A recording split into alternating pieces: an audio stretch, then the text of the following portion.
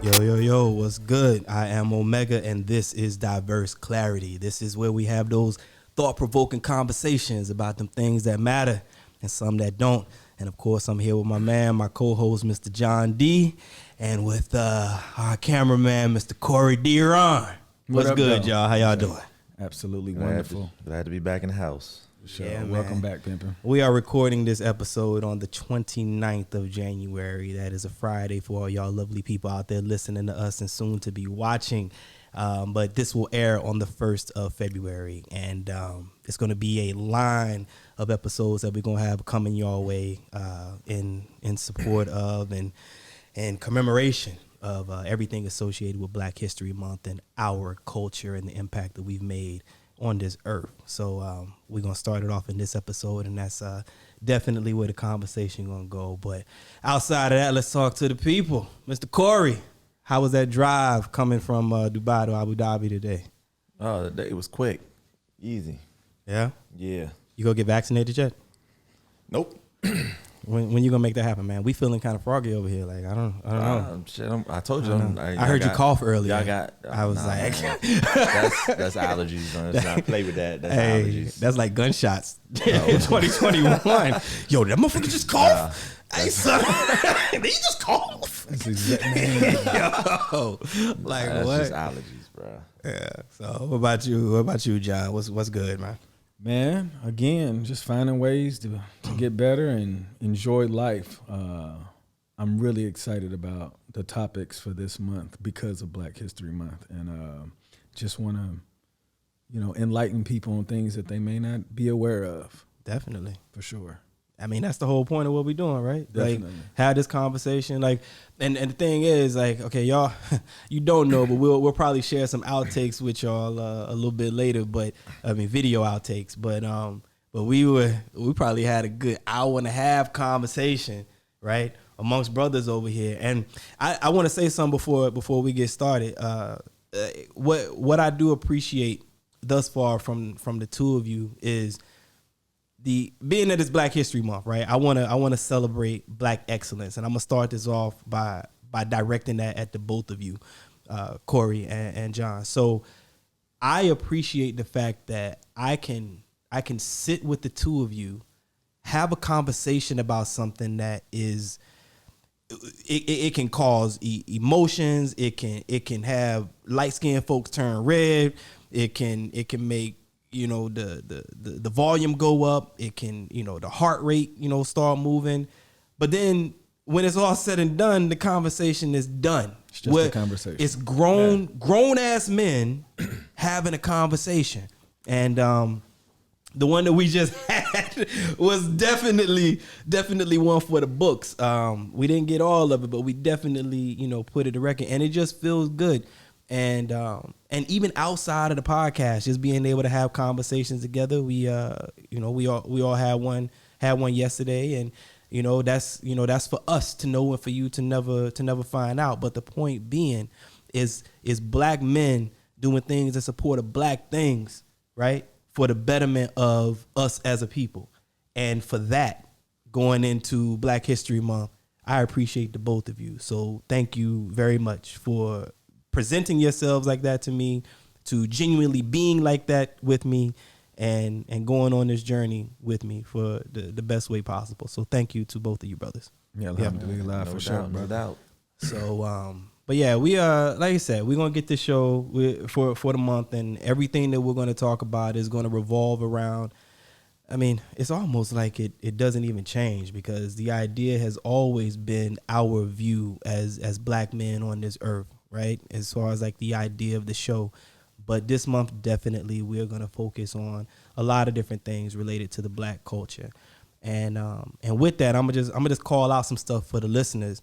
And I really want y'all to pay attention to this, and you'll see where I'm going in just a second. But when we talk about the guitar, the fire extinguisher, the golf tee, the hairbrush, a lawnmower, a TV remote control, a thermostat control, personal computers, a traffic light, hair straightener, gas mask, ironing board, the filament inside of the light bulbs, an egg beater, a stove, a refrigerator, potato chips, the ice cream scooper, a clothes dryer, a pencil sharpener, cellular car phone, doorknobs, a mop, the spark plug, stethoscope, a street sweeper, an elevator, a regular cell phone, blood banks, blood plasma bags. For those of y'all listening and watching, these are all things that were created by black people on this earth that we all share. And I'm sure there's something in that list, many things in that list that you use every single day.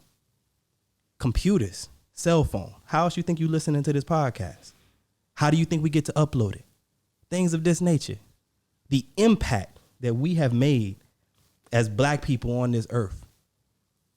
And how, for me, it's a conversation that we started to have when we look at this and we say, Black History Month. My problem with Black History Month is that it's only a month. We need more than a month. The contribution that we had, I think we were talking the other day, and John, you were doing a little bit of reading, and you had some numbers related to like our footprint on this earth. Talk to me. For sure. So those of you that don't know, as of right now, the United States has collectively stated that we have probably 45 million African Americans in the United States, give or take, of course. But there's 7.8 billion people in the world. So we roughly make up the population of 0.5% in the world. And the impact that we've done with the roadblocks and the boundaries that they've created on us, for us to have impacted like this, can you imagine if they just gave us just equality? Like, we could literally put America in a different position, but the distraction of color is bothering people so much, it's preventing us. So if we can do all of these things with the parameters that they put around us, can you imagine if they just let us go free? We could really change mankind. I want to say something to that. Like, sometimes, and I haven't had this yet, maybe it's because of who listens to the podcast, right? Who was paying attention in 2020 when it first got started, and then moving on to this year, and conversations that I had. But what I have heard people say is, why you always talk about black stuff? And it's like, because y'all act like y'all don't know. Because it's a part of me. Because it's the piece of the heritage that I know. It's the part of me that I love. It's what I am. That's why I always talk about it. Yeah, but sometimes when you talk, you always like talk about like some of the negative stuff that's going on. Because there are negative things that are impacting my life as a black man. It's the life that I live. Believe me, I wish I didn't have to have that kind of conversation. I wish I didn't have to talk about police brutality and how the rest of the world is just now realizing police brutality because of the cell phone, which was invented by a black man. Hello? The computer that you use to log on to whatever website or news site that you're going to, also invented by a black man, right? I wish that I didn't have to talk about such things. And when it comes to someone in another country saying, well, I didn't realize it was that bad. But they're realizing that it's not that bad because of Twitter, or I'm sorry, I misspoke. Realizing that it is that bad because of Twitter or Instagram or Facebook or CNN or Reddit or whatever medium they're using. So I wish the conversation didn't have to go that way. But I look at it like this, and the two of you being educators, I'm sure you've taught this in some way or related in some way to your students, especially if you involve yourself in social studies and history classes. But if you don't learn from your past, then you're doomed to repeat it.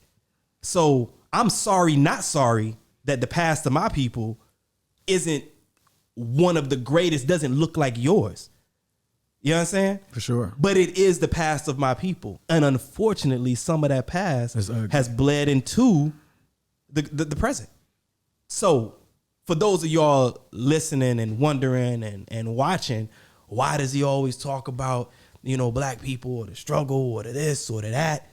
Because it's the life that I live. I talk about what I know. I talk about what I've been impacted by. I talk about the things that have helped me to grow into the man that I am today, to the father that I'm continuing to be as I am.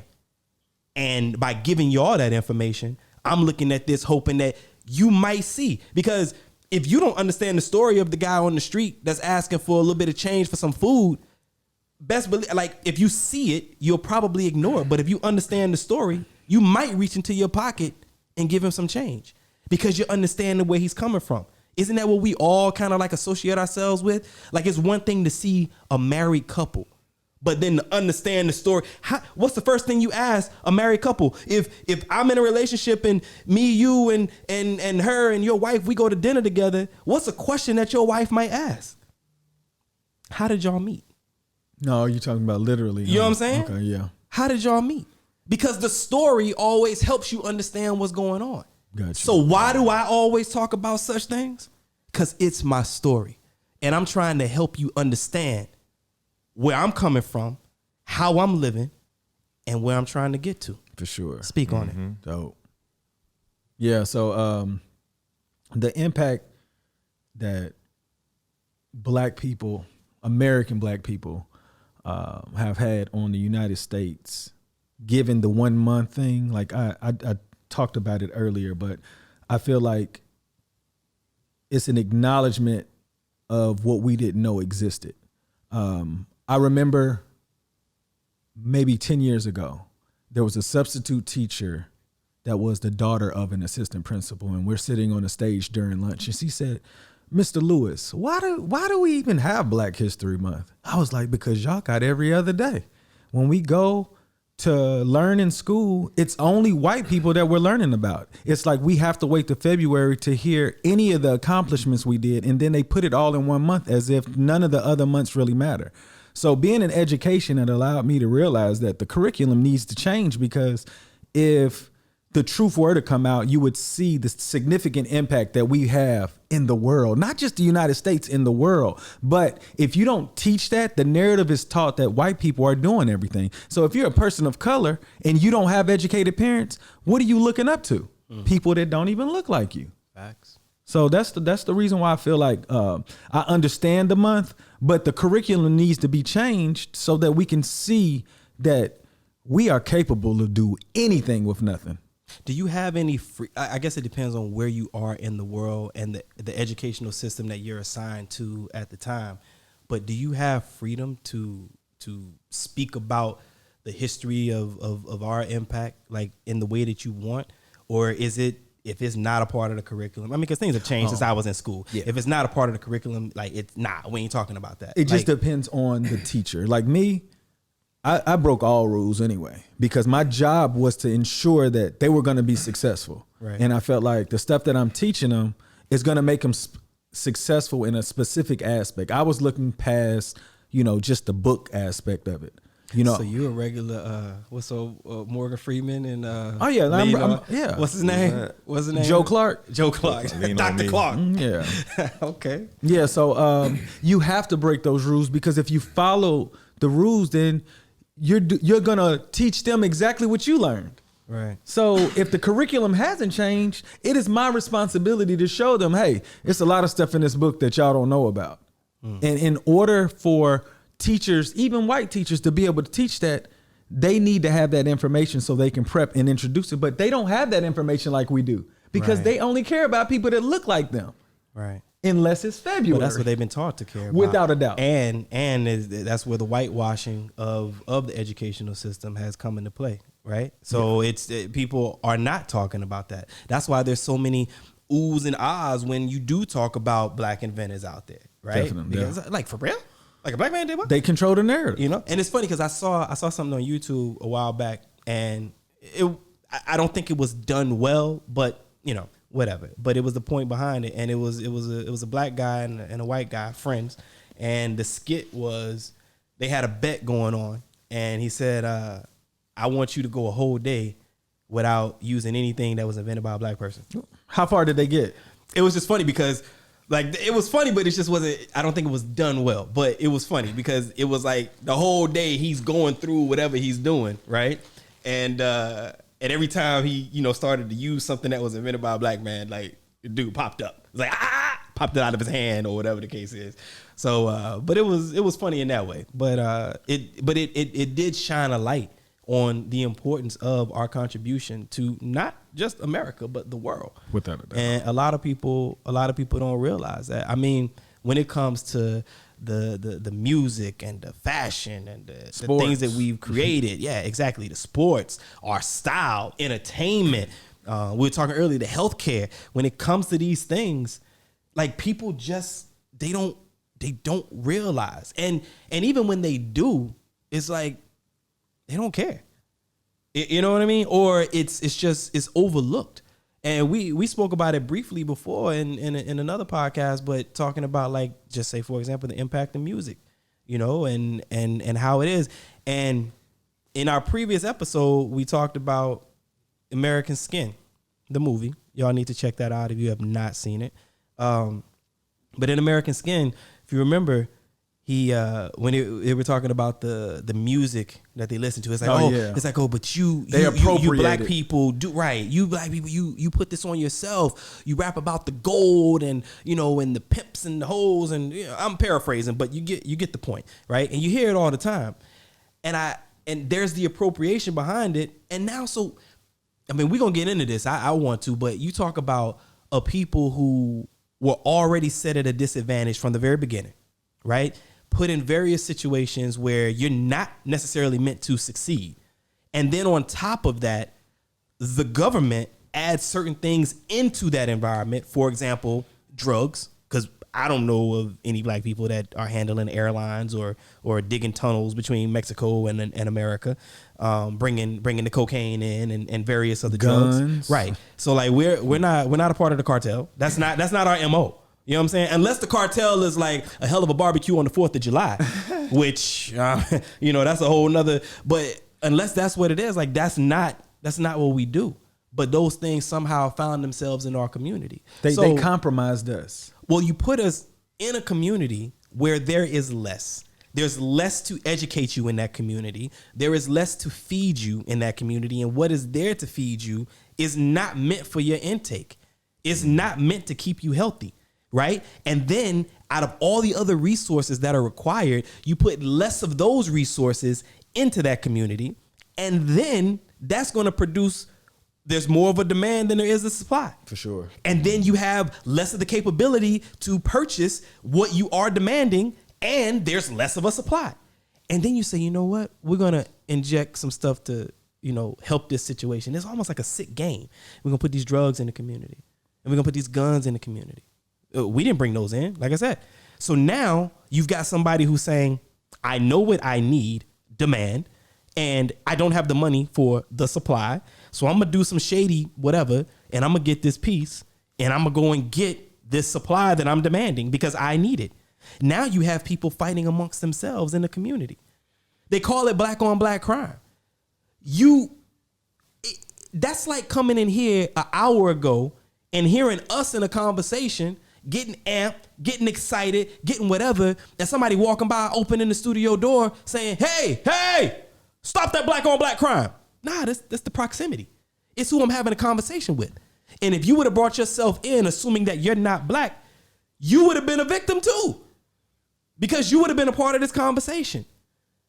I don't believe in a such thing as black on black crime, but that's the way that it's been set up. That's the narrative. That's what I'm saying. That's the way that our society is set up. Go ahead. Yeah. No, I'm saying they control the narrative.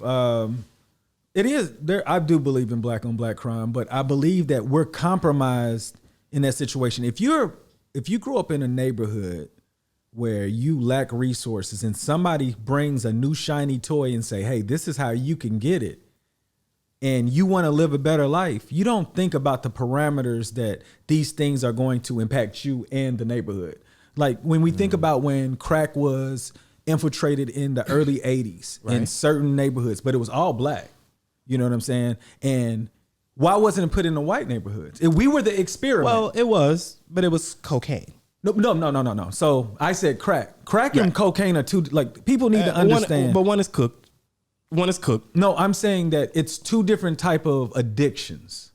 Okay. Like people that get crack right. is- Okay. Crack is a very addictive drug. Right. And if you are not happy in your life, you'll Right. keep going back to it. Right. But it's cheap enough for poor people to get to. Right. So it's very difficult to be addicted to cocaine unless you have the money to do it. But let me just say something before you. When I say I don't believe in black on black crime, right? When I say that, what I mean is, as a black person, I don't, and I'm gonna speak for all black people. I don't think that a black person wakes up, Not at all. grabs their gun, and drives across country or drives to another state to go look for black people to kill black people. This, you get what I'm saying? This is a piece of That's a narrative that they've created. It's right. So I don't believe in it in the way that they say I got you. You get what I mean? Yeah. Like, yes, there is technically black people killing black people. I got you. But it is about the proximity. Because there's definitely white on white crime too. Of course. Because most white people are killed by white people because they're around white people. Right. Because and what hurts me, and actually it kind of angers me too, is when you hear the talk about police brutality and police killing black people, and then At a disproportionate rate. right, and then you look at it and you say, oh, well, this is what's happening or whatever, and then a police officer or somebody on that side of it or thinking the way that, or trying to defend them says, well, fine, yeah, the cops are whatever, but what about black, you're killing yourselves? And it's like, whoa, that's a distraction Right. to not accept the accountability on their behalf. Thank you. Right. And so you see, so that's what I mean when I say I don't believe in black on black crime. I got None you. of us wake up and go seek black people to kill them to lessen our numbers. Right? Period. That's what I feel. But go ahead. Yeah. Well, that's the trick of self-genocide, community genocide. If you can convince anyone on the outside that this is all that's going on within this one community, then you can sway public opinion and numbers to get the votes you need, to set up the laws you need, to set up the policing you need or you desire to have. So of course it's over policing. Right. There's no connection between police and the neighborhood because they used to walk the streets. They call it beat cops. They used to walk in the neighborhoods. They knew who the good ones were. They knew who the bad ones were. That was the police officer's job. They got the cars, and at first it was only enough cars to put two, officers in, and they patrolled that way. And then it was more cars. Okay, now it's one. Oh, I'm not hanging out on the corner with them. I'm above this now. And a lot of the cops in the black community, they are black cops. And it sounds weird when young black men, young black women say, I want to become a cop amongst their peers from high school or such. And it's like, why would you want to become a cop? Because all they do is this. Well, I want to make a difference. And in their heart, truly, they want to make a difference. But there's a human element. There's that human element, They know where the bad ones are, but you can't just step out and approach a certain situation. And then you buy into whatever the quote unquote system of policing is. I'm not going to say nothing if they ain't going to say nothing. Okay. So now you're an accomplice by association because you've witnessed bad cop. You're considered a good one, but you're not stopping this bad one. That leads they to, on the same team. Right. But I mean, come on now. I'm not even gonna go to no example on that. I'm just gonna say, if you're a part of the team and your teammates effing up, you should check them on that. Definitely, I agree. Check them on that. But it's very involved. So check this out. You know how you don't check somebody because you don't think that your voice will be heard and accepted. If you feel like you're gonna compromise your livelihood, you just got to be quiet. Yeah. Like check this out. If we were talking about that yesterday. If I'm rich and I want to be a police officer, I'm going to call all the bad stuff because I really don't need this job, but they're going to get rid of me though. But if I really need this job, I'm going to look past a lot of things. And I think that that's the reason, like the money is the distraction because they made us, they kept us disproportionately equal in so many different resources that now that some of us are getting it, we're showing white people that we can get it too. But it's so many people below. They're scared of that. They don't want to lose They're that either. scared of that, bro. That's what this is all. We've always been able to do that. I mean, let's go back and Always been able to do what? Thrive and achieve beyond, no matter what they do in any circumstance. Let's go to the very beginnings. First and foremost, you do not have a United States of America without black people. Facts. I mean, so No, you could have it. It just wouldn't look as good as it looks. But boy, he says a United States of America. you would He's not saying have as it is. Oh, for you sure. would Yeah, not have it Because you gotta as remember, it is, or these- you wouldn't have it in its beginning. Because they would just your they would your labor force. they would have went somewhere else. They would have went somewhere else. They'd have taken someone else to do it. Yeah, they would have went somewhere else. Okay. So you know what I'm saying. You got to remember, these were in a lot of cases. Some of them were people that were outcasts, right? So they were outcasts, and this was a part of, we got to find a new place to live. So we're gonna hit the seas and we're gonna go find it. Not all of them, this is it. And lazy and not knowing how to farm land, not knowing how to create infrastructure as far as like structures, right? So y'all believe that they would have survived? They barely survived a winter. But I'm just saying they found. They survived well.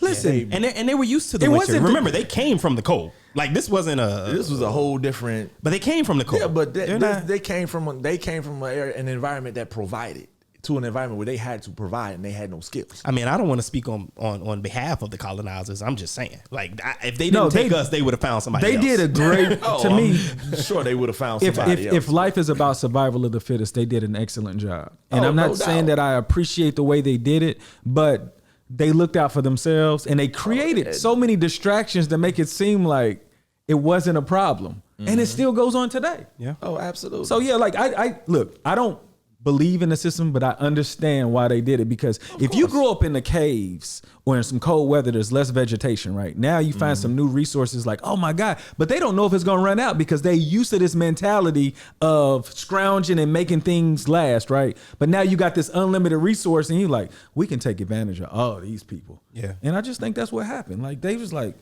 we can really control this, because in order to grow up like they did, you got to be cut from a different cloth.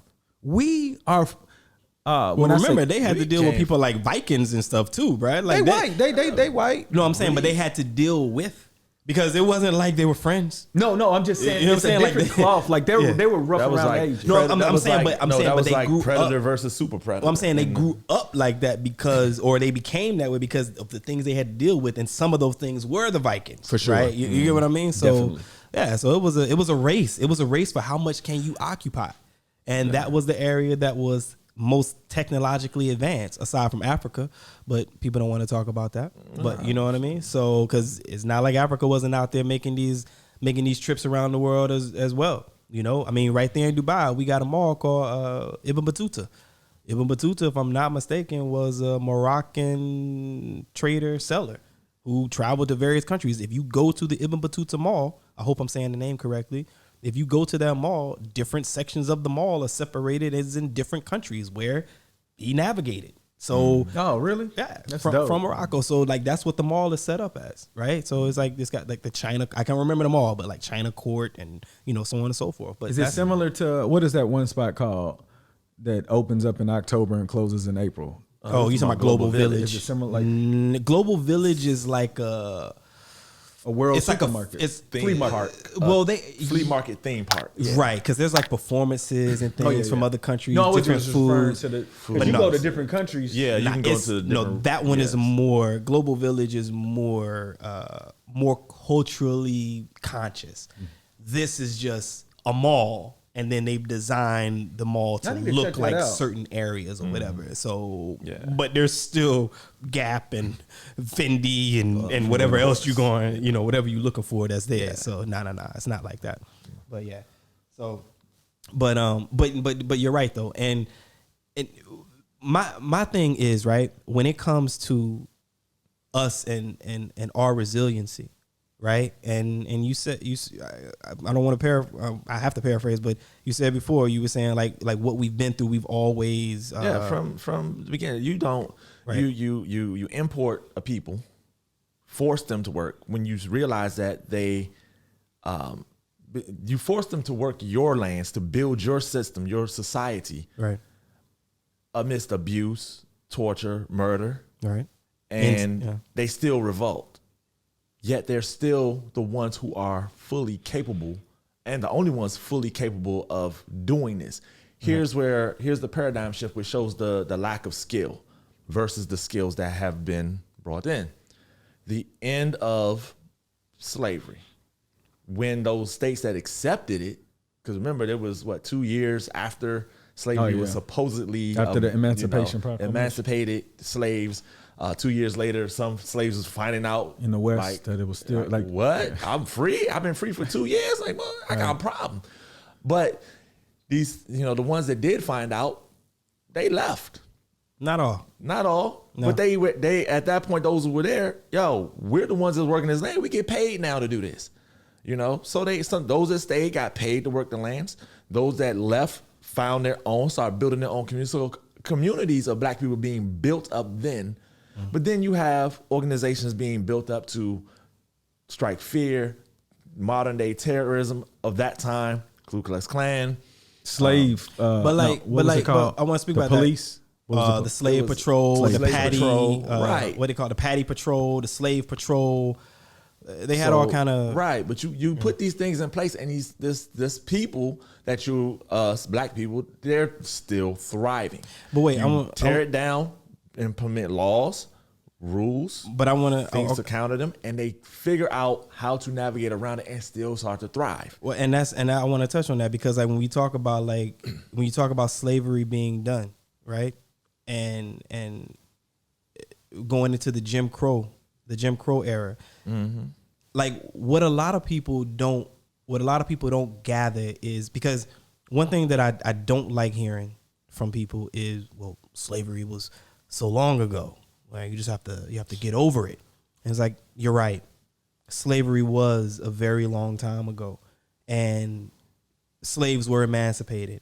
And right after that came the Jim Crow laws, which those ended in 1968. But just because Jim Crow laws ended did not mean the mentality of the people and the way that we were taught changed. So to put it in perspective, and we were talking about this earlier, but to put it in perspective, Jim Crow ended in 1968. Now, I was born in 78, right?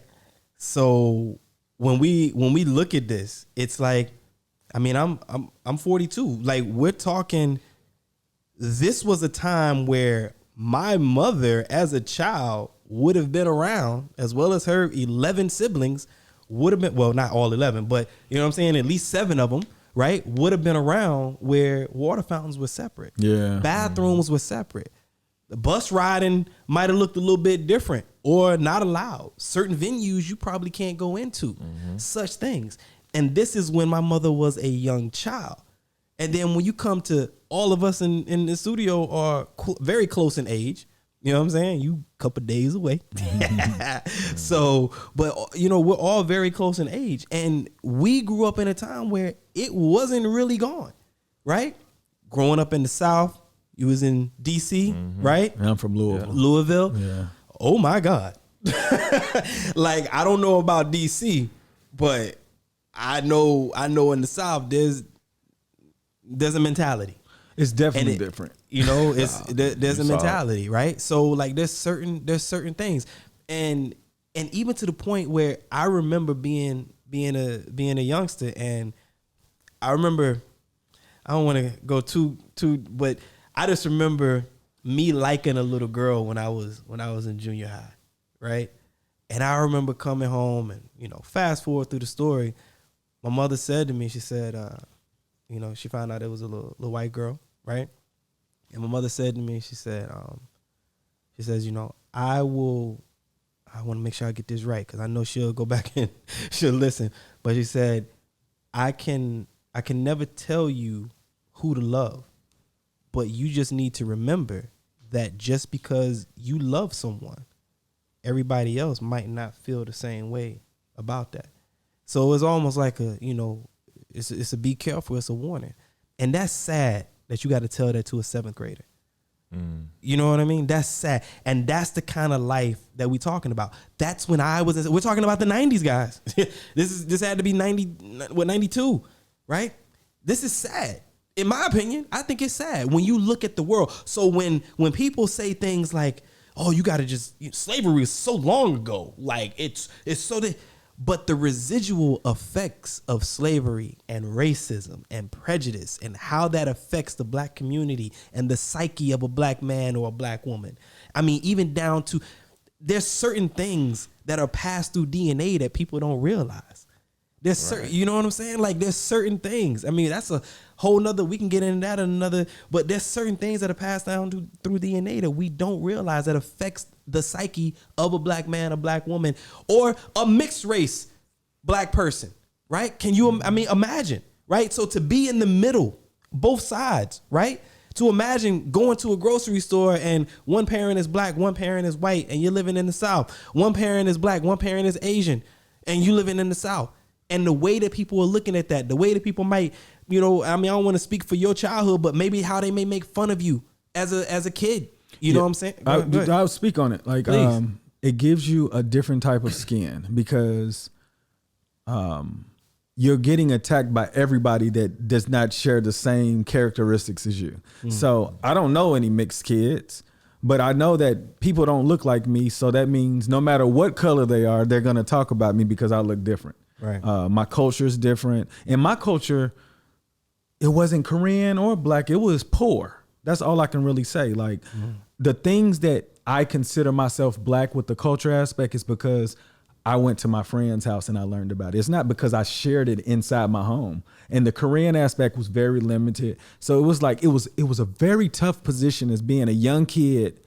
What people don't realize is when you become an adult and you see an asshole or a killer or somebody who don't care, you got to imagine how they got there. Because at one point they were a kid, like they were innocent. What impacted their life for them to become so cold that you be like, yeah, I can't mess with him because he's an asshole. Like what made him think it was okay to become an asshole? People say, no, that's just his personality. No, you're not born an asshole. You learn to use that as a defense mechanism to keep people off you.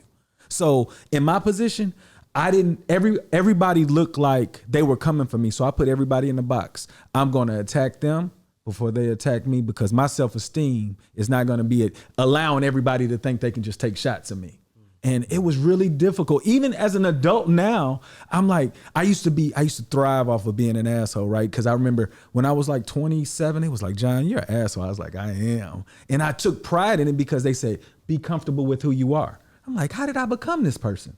So as an educator, right? How do you handle such things when you see them happen in the school system that you've worked in? Okay, so the way that I view it now, I can deliver it better. I can help somebody understand. I didn't know how to deliver it before, so I'm just going off of right and wrong. Man, you can't do that. That's right. This is wrong. You know better than that. But now I can help them understand at their age, like, hey, this is the reason why I'm telling you this, other than, hey, this is just wrong. You know, it's like so it's not just coming at them, but it's explaining to them. Oh yeah. If you understand, you will do better. You can't just like if you have a parent that was like, you getting a whooping and they don't tell you what you did wrong, you're probably going to do it again. It's not because you don't do this because I told you. Tell me why I shouldn't do it. Don't just say because you said it. Because I'm the mama, you the child. That's what I'm.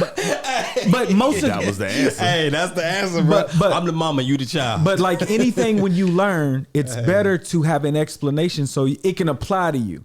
Other than like people say, man, my mama had to whoop me once and I knew. Well, there's some kids that didn't learn from that whooping. And every child is different. I got explanations, but I don't think it was in the heat of the ass whooping. Well, see, that was you know what I mean? But see, I didn't have that. So neither did I. Yeah, I knew I did wrong, so it was a warranted. I think that was the thing though. Like I think whenever I got my ass whooped, like it was known that I knew, and I just did something. Your mother's educated though, right? What do you mean by educated? Like she has a background of like as far like, did she go to college or No. Okay, so what did she do? What did she do for a living while you were younger? She was she managed like clothing stores, so like department stores. Like so during that time, your mother was a manager. Yeah. So there's a level of education that allowed her to get to a position. So she's exposed to different type of people with a level of skills in management. Like, well, not the whole time. I mean, she was, obviously working. I'm talking about, but yeah, like you were exposed to a different level of teaching. Like she's preparing you. I was also exposed to a different level of ass whooping. Oh, like there was, but that's apparent. It was a gumbo. But that's because I had 8 uncles they would chime I know, but in. that's apparent. I get that. I'm not trying to take. And you know what's crazy? When I hear you respond, you're responding as if I'm attacking you. No. I'm just saying, like, because I wish I could have had more of an opportunity like that. Right. Like my father worked at a theater, a Showcase Cinemas in Louisville. You know what I'm saying? Like that's what my father did, and then he became a dishwasher. And my mother was always a cook at a Chinese restaurant, making minimum wage, like my whole life. So them being able to deal with a different level of education with people, It was just all low people. So it was only so much they could really teach me. So when I'm saying to you, I'm not knocking you. I'm like, I wish I had. No, I didn't take it that way. No, I didn't take it that way. No doubt. Not at all. No, but yeah, I mean, it's the upbringing and who is bringing you up and what they're exposed to and what they have to adapt to. All of that contributes to the parenthood and how they look at our kids. Yeah. Do you think our kids are gonna be gangsters? Better not. That's what I'm saying. They don't even have that mindset. They don't have the mindset though. Yeah, but let's say if they did try to, what if they drifted into that area? And this is what I've learned. Yeah. Even if they did drift in that area, the foundation that they've created would allow them to come back because they're not going to be successful in that area. Like we're all trying to find ourselves. But if you don't have a certain amount of education, you only going to do what you're good at. I'm telling you. I mean, I think that falls on everything though, right? To a degree, that's not a bad thing. It's just what are you applying what you're good at towards. In what? What do you mean? No matter what it is. Like, if you are good at math or good at, selling drugs. If you're good at math,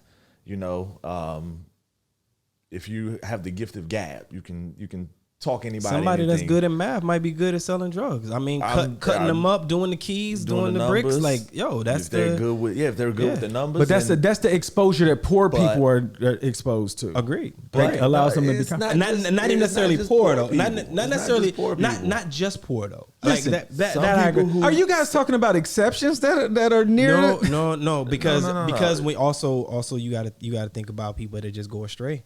They might not. There's plenty of people that have found themselves in the drug game. Say it again. There's plenty of people that have found themselves in the drug because game they were compromised. That didn't grow up poor. I mean, it depends on what the level of compromise is we're talking about. Lack of parenting, lack of guidance. Because I don't know if I want to say it on air, but let's just say I know somebody from my past that I had a thing for when I was in grade school, and this person was. Yeah, I can say this. This person was like heavily involved in the church, right? In fact, I remember the mother of this person saying, "You're a good kid, but I don't want you to see my daughter anymore because the father was in the church, the mother was in the church, or whatever." And said because you are unevenly yoked, right? Whenever I hear that, I'd be like, ugh, you know what I'm saying? But like, so this is why. I remember going back home and seeing this person's brother in the mall, like years later. We're talking, this was in high school. Years later, going back home, and I saw the person's brother in the mall. I was like, yo, what's up? Because we all went to school together, right? And I later learned that young girl was caught up in drugs, had records. So I'm just saying. Being in church had nothing to do with them parents. No, but I'm just saying she didn't grow up poor. She grew up in the church. She had all of the great opportunities. She was intelligent. No, she didn't. You don't get on drugs if your life is in order. You don't end up on drugs and end up there. But this person's life was in order. That's what I'm saying. No, I'm telling you that it's not. Like people, then you found an anomaly. Okay. The way that it was structured, the person was set to be able to keep their life in order. Well, Like, you're hoping you knew what was going on inside. all the tools were there for it. All I'm saying, it wasn't like this person grew up in an environment where the parents are doing drugs, the father was doing like it wasn't like that. They didn't grow up in that environment, and that's why I say they went astray. They strayed because they weren't good parents. That's what I'm saying. Like, you can be in a poor environment and have good parents and you don't go astray. Like, if you have good parents, I agree. You don't go astray. But you were saying because they grow up in it can go both ways. But it can go both ways. Well, I will defend it to the end. But if you have good parents, and when I say good parents, they may think they're good parents, but that don't mean that they're good parents. When I say good parents, I'm talking about a balance. You're that lady that said that you're not equally yoked. Yeah. She didn't believe you had a balance. They thought they had the balance, but they didn't.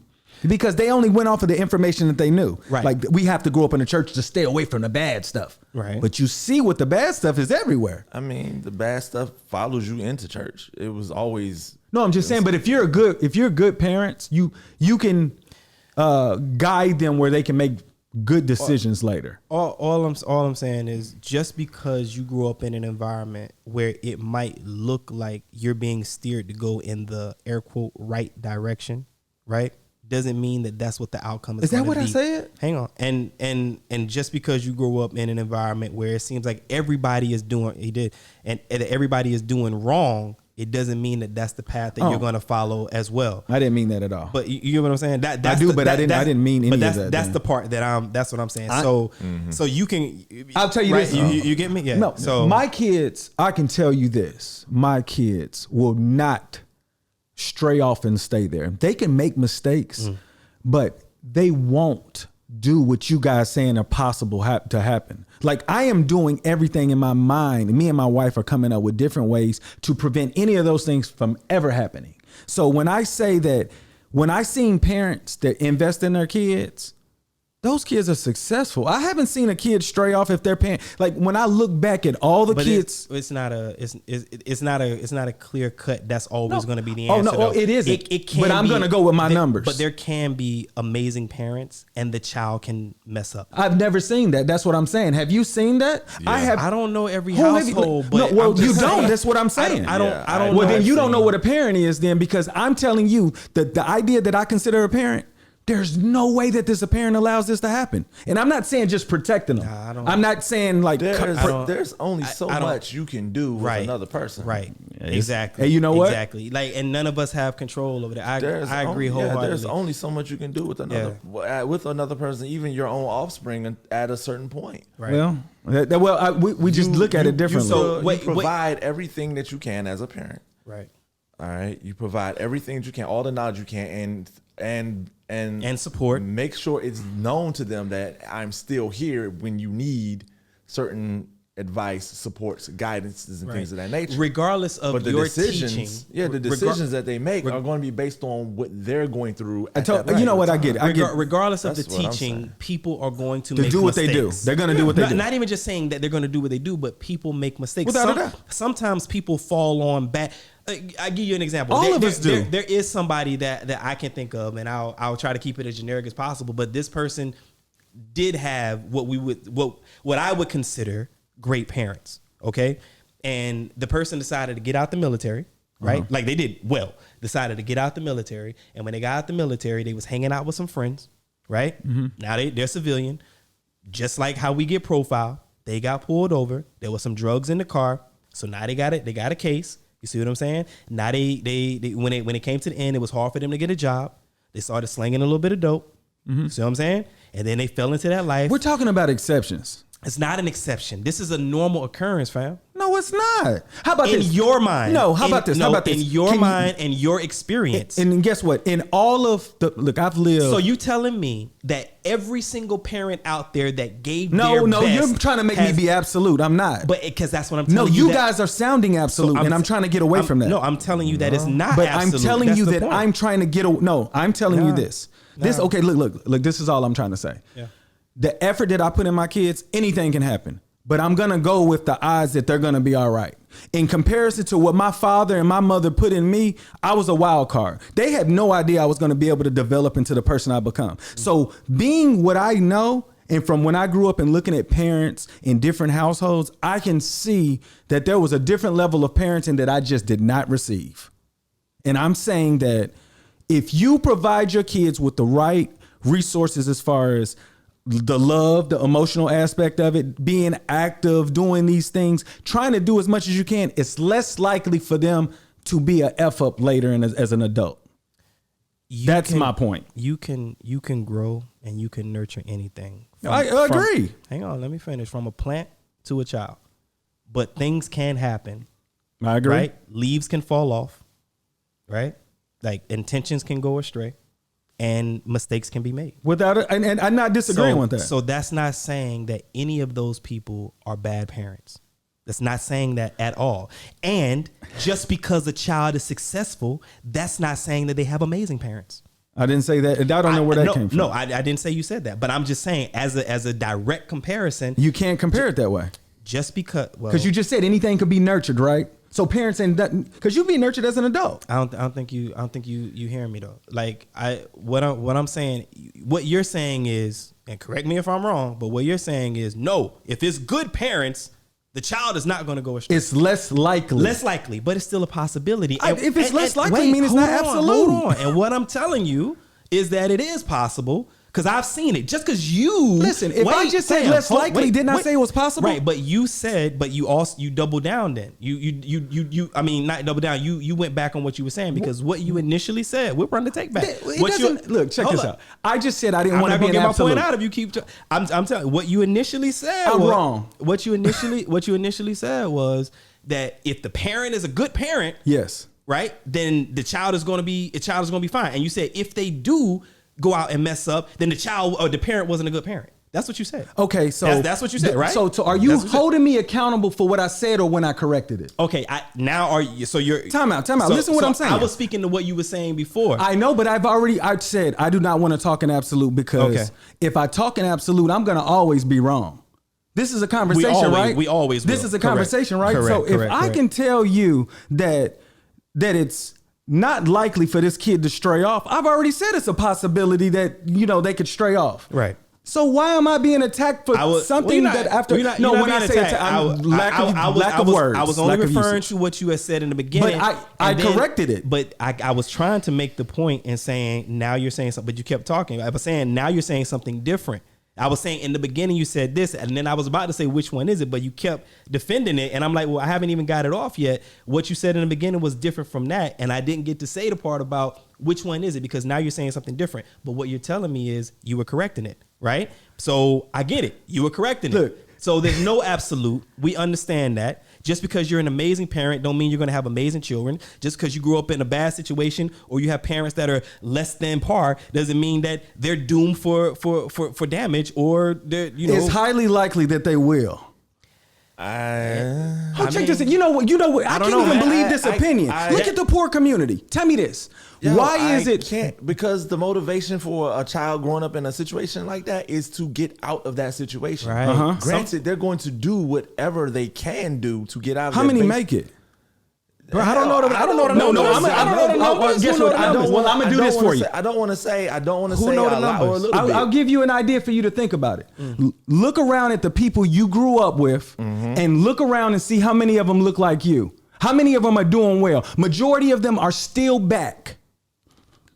Correct me if I'm wrong. I don't know. You guys are an exception. I don't know. You don't know. I don't know. Well, you know, most of your friends you grew up with are still there. They're not doing bad though. Would you do what they're doing? Would you trade your life for what they're doing? But see that's I'm different. saying that we are. Hold on. Because you know what this is? I'm doing what I wanted to do with my life. Did you think in any year, any point you'd be here? This is the thing. This is what I personally feel is wrong to do. If you push your aspirations onto other people, you'll never be right. And what I mean by that is it goes back to that Kanye West conversation that we had before, right? When we were talking about not Kanye West, I'm sorry, Charlemagne the God, and saying that Charlemagne was settling, right? If he's happy in what he's doing, who are we to come in and say, would you be doing what he's doing? Or would you go out there and try to do more? If they're happy at home, living in the same neighborhood, working in an area where going to the school and teaching at the same school that they went to because they want to do better in that community, if that individual is telling you that's how they want to live their life, because I do have plenty of cousins that are still back in the city where I grew up and are working in the city. I have cousins that are teachers. It's actually 2 twins out there that are teachers, and they're going to the same area where they grew up, and they're content. And we can't say, would you go back and do what they do? Content? Bro, you cannot put your aspirations on other people. You telling me they wouldn't want to do better? I'm not saying that they don't want to or that they do want to. I'm saying that they're happy in what they are doing. Because hold up. Just because you would not be happy in that situation, just because you would say, hell no, I'm not going to go teach at the school that I went to when I was in whatever time or whatever the case is. If that's what you would say, you can't push that on somebody else and say, well, they're doing it. They can't be happy. They can't be content. Because you would never do that. If they're happy, then damn it, I didn't answer it that way. I didn't mean to answer it that way. Yeah, man, you can't pull your success. I didn't mean to answer it that way. Beat somebody over the head. No, I'm not. I'm just saying that's the way that was just a bad delivery of words. Yeah, because I mean, looking at the 3 of us in this room, yes, we are to a degree a form of an exception because we're over here, but we're doing what we could do back in the States, just somewhere else. That doesn't mean we're more or less successful. I'm definitely not better than people that I grew up with. There's plenty of people back in the city where I grew up and went to school with me, and they are doing their thing. They are pushing. I see people making. Well, all the people I grew up with, majority are struggling. And that is the people that who grew up with. Who? Say what? That's the people that who grew up with. But your motivators kicked in when you were young. Like that's the people that you grew up with. So you know what? It's hard. It's hard to believe to believe that you guys grew up around a large group of people that are doing well.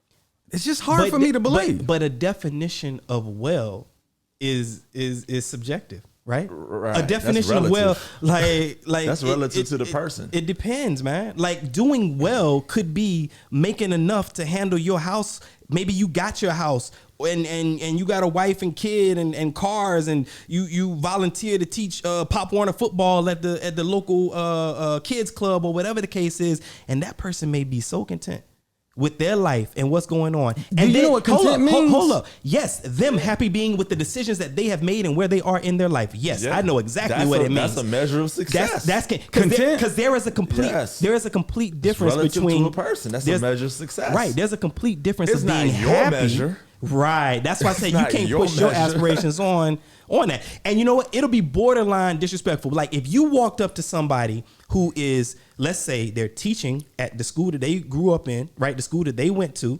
They have kids that go to that same school. They do extracurricular activities within the community. They have a husband or a wife that also works in the community, and maybe they do something that works with the government or whatever the case is. They've got a house, they got a backyard, they got a dog, whatever. This is the life that they want. Mm-hmm. And then for you to walk up to them and be like, you can't really be happy living a life like that. Who said I would say that? Knock somebody the fuck out. I'd be like, if you don't get out my front yard what are you talking about? Who said I would say that? But you were saying, are you really telling me that the people that you guys grew up with are, and I'm like, I don't know. If they are happy doing it, then they're happy. It's not for me to say. I'm saying that those people would love to be doing. How do you know? That's because I have those conversations with people. But it's not all people. You can't. The people's aspirations is not a monolith amongst the people. So look, check this out. Right now, we're speaking absolute again. No, I'm not. I'm telling you that you don't even know that. Look, the 0.5% in the world. It's only a very small percentage of those people that's changing the world, right? So I'm saying the rest of those people that are left behind didn't get the opportunity or had the motivation or drive to get where you are. Like you're telling, like when I look back, when I talk to friends and they be like, man, this happened and this such and such. They look back at what they grew up. It's only so many people that actually got out of that environment. I'm not saying there's not a large growth of, you may have grew up with some successful black people, but the numbers are not with black people. All the black people I know, with an exception of you two, they are exceptions to their environment. So we've had this conversation. I think okay, we're gonna kill it, but I think that you have to remember that the black people that you know ain't all black people. I think you have to remember that I mean, because you could look at me and you could tell me, how could you be happy being a fire chief working over here in Abu Dhabi? Bruh, you could be in the UK. You could be in Australia. You could be the fire chief of New York. Hold on. You could be the fire chief of New York Fire Department. Don't you aspire to do more? And if I tell you that I'm content doing what I'm doing, if that's the conversation, you have no leg to stand on to tell me that I'm not. I don't even know how that came up, brother. But because I'll tell you how it came up. Because you said to the two of us, and Corey, help me out if I'm misphrasing it. Mm-hmm. But you said to the two of us, are you two brothers telling me that the people that you went to school with back in, whatever, that they're happy with what they're doing? And my answer to you is, I don't fucking know. Okay, so then it wouldn't matter then. No, because the reason that I don't know, not because I'm not educated or knowledgeable about what some of the people that I went to school with are doing or not doing, I don't know their level of happiness / contentment when it comes to what they are doing. Then you don't have an opinion then. I do have you don't have an opinion in that if you haven't spoken with them to understand. I'm not saying that. I haven't talked to them about, are you happy with what you're doing? I didn't sit them down and do a Harpo. Are you happy with what you're doing? You're teaching PE at the local high school. Is that what you really wanted to do? Is that what you aspire to do? Fuck no, I didn't do that. No. So from that regard, in that point, I don't know, right? But what I'm saying is, who the fuck am I to look at them and say, you can't be happy doing that. You cannot be content. Do you think I tell them that? But this is what you said. I'm talking to you guys in a conversation of what my view is. Right. And we're responding to what your view is. And I'm like, who are we to sit and tell someone? But you get what I'm saying? Real quick. I know. We'll come to it. We gotta. When people grind for money, what do they want? A better life, right? If they were content, they wouldn't grind for money. Everybody wants something different. No, listen to what I'm saying. Yeah. When people grind for money, what are they doing? Just honestly. Trying to survive. Trying to survive. All right, to survive make a living. Or to get to another level, right? Right. If you're content, you're not grinding. Here's the thing. Can we agree with that? Here's the thing. There's a difference in grinding and what am I talking about? There's a difference in grinding and sustaining, right? Just because somebody continues to grind, right? They're sustaining the lifestyle that they have for various reasons. All I'm saying is nobody in this room can come and tell somebody, how can you be happy doing what you're doing? Corey Duran, you are working as a PE teacher at the local high school. I meant as happy. I thought I would. Okay, I get what you're saying. I'm saying that they could be happier. Right? They maybe. But I'm saying from my that's what I meant. But you know I got what? I got it. Let me give you a breakdown, and we're gonna have to cut it. But look, what about this? What if I was the little kid that went to school and I saw a husband and a wife that were teachers at the school, right? And then their kids went to the school, right? And then they're teaching in the school. The kids go to the school. The kids graduate. The teacher's still at the school. And I see that as like maybe my parents weren't together, and I don't really know what marriage life looks like. But I see every day he wait for her, and you know what I'm saying? They get in the car and they drive home together. The kid don't have to ride the bus to school. The kid go home with him, and I see him at the football games all the time together. And the kid plays basketball, and the other sister is on the cheerleader team, and the parents are always there. And I mean, like, man, that's what I want. Mm-hmm. That's dope. That's what I want. And then I grow up, and then I work at the school, and then I marry somebody, and she work at the school. That sounds exciting, right? But they could also be some of the people that we went to school with. Oh no, I don't have any of those. Wait. That sounds like awesome. Wait, let me finish my point. Let me finish my point. So what I'm saying is, he and I could have gone to school with some people, and that was how it turned out for them. That's exactly right. But what you had said was, are you really telling me that people that y'all went majority to school, right, are content with? And the thing is, no, I didn't say content. I said happy. Or okay, happy even. Content is not happy to me. Even they're not the same, right? That's why they're two different words. They're not the same. You guys get to use content, and I didn't say that. I said happy because. But maybe they are happy with that story that I gave. Maybe they are happy with that. But that's not content though to me. That's happy. Yeah, but maybe they are happy. But like I said, man, you can't put your success meter. I'm not on someone else. Well, I didn't mean it to be. I didn't mean. No. Yeah. Listen, that wasn't my intention. Right. So just my bad. I'm working on it.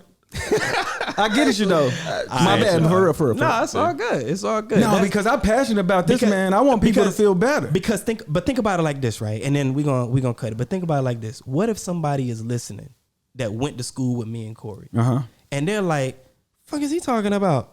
I'm happy. Well, a hit dog will holler. You're not talking about that person. What's that? A hit dog will holler. Right, but what the statement that you made was, are you really telling me that people are right?